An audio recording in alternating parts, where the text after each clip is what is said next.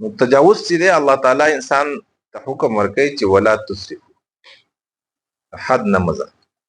اسراف یو فضول خرچي او اسراف فضول خرچي.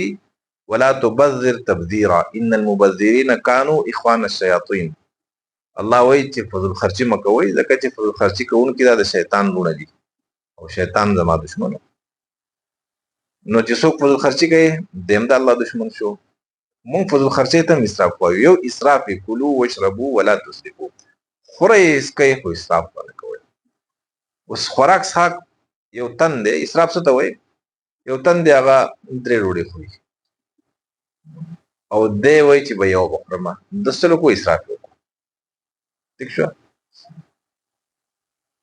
د وجود له 3 ډوډۍ پکار دي، دی یو وخوړله او د 3 خوري خو د څلور وخوړې، د بیا هم اسراف وکړو. 3 ټیمه خوراک کوي خو یو لی راوستو، یو ټیم لی راوستو، نو هم اسراف دی. او 3 ټیمه خوراک دی نو د شپږو ټیمو له بوتلو هم اسراف دی.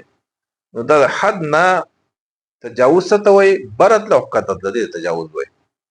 الله تعالی انسان په یو توازن کې پیدا کړی دی، وایي چې د دې نه مه وځئ. تجاوز له خپله حده په کار نه دی، د هر چا په خپله خونه کې حرمت وي.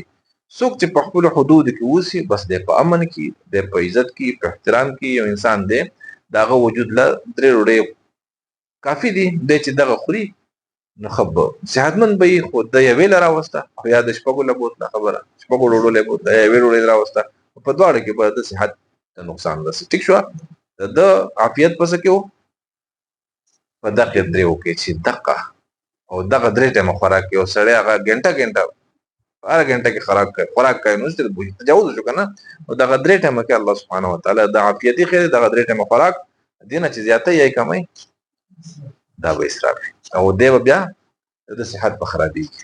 ټیک شوه؟ نو دا شعر د دې مخکیني شعر په تایید کې نه دی، یا د هغې سلسله نه ده. او نور عالم که د دنیا غمونه کاندي او د رحمان سره د غم د آخرت وي. نو رحمان بابا وایي ټوله دنیا د دنیا غمونه کوي دي که نه، نو ما سره خو بس د آخرت غم دی. الله دې مونږ ته هم د آخرت غم ولګوي. دا د رحمان بابا کلام.